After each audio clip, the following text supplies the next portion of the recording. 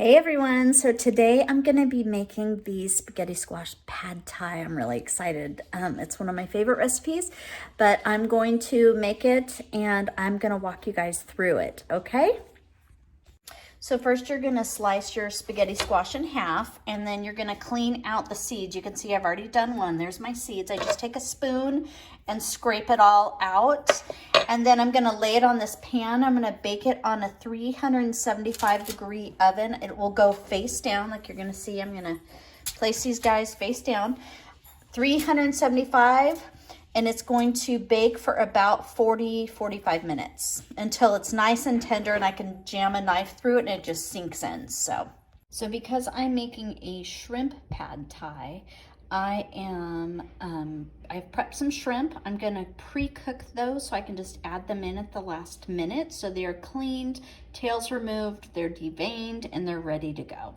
As you can see, I have my ingredients pulled out and I've already started measuring and prepping them so it's easy to throw together. There's my recipe.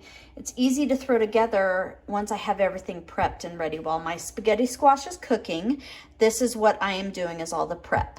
You can see that I'm starting to saute the shrimp, and I want you to know I'm not adding any seasoning to it because I'm gonna add it to that peanut sauce that I'm making to go in my healthy pad thai. So I'm not gonna add seasoning, I'm just gonna cook them until they're done.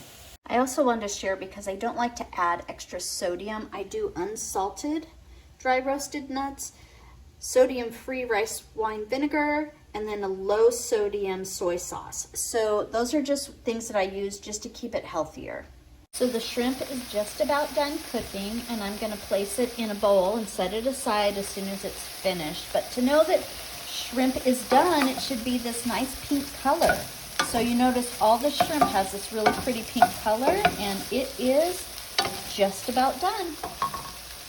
So I do coat my pan with this olive oil Crisco, and just so you see the label, it's got like 0 everything in it. And I prefer the taste of olive oil over some of the other kind of sprays you can use. So my pan is sprayed and it's ready for all the remaining ingredients. So I have my wet ingredients and my dry ingredients, and I'm gonna incorporate them in, and I'll use a whisk to get that nice and smooth, and that will be our peanut sauce. So I use the PB2 powder to give it that peanut taste.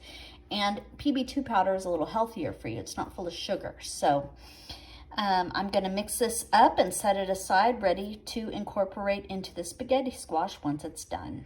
So I've incorporated, it's nice and smooth and it smells so good, the sauce does. So I cannot wait to add it to my shrimp and my spaghetti squash.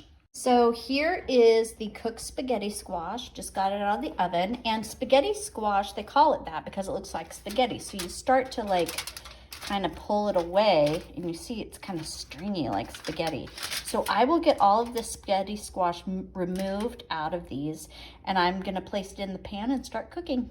So I have added my cooked spaghetti squash, my sauce, I just poured it in here, and my chopped up cabbage, and I'm gonna saute that, and then I will add in the rest of the ingredients like the shrimp and stuff. So this is just now gonna get sauteed and cooked and ready to go. The spaghetti squash is already cooked, so this is a pretty fast process. So now that this is sauteing and almost done, I'm gonna add in my shrimp, and I will add in the remaining ingredients. So this is the final product. I've added some chopped up peanuts and a little bit of cilantro, and it is ready to go.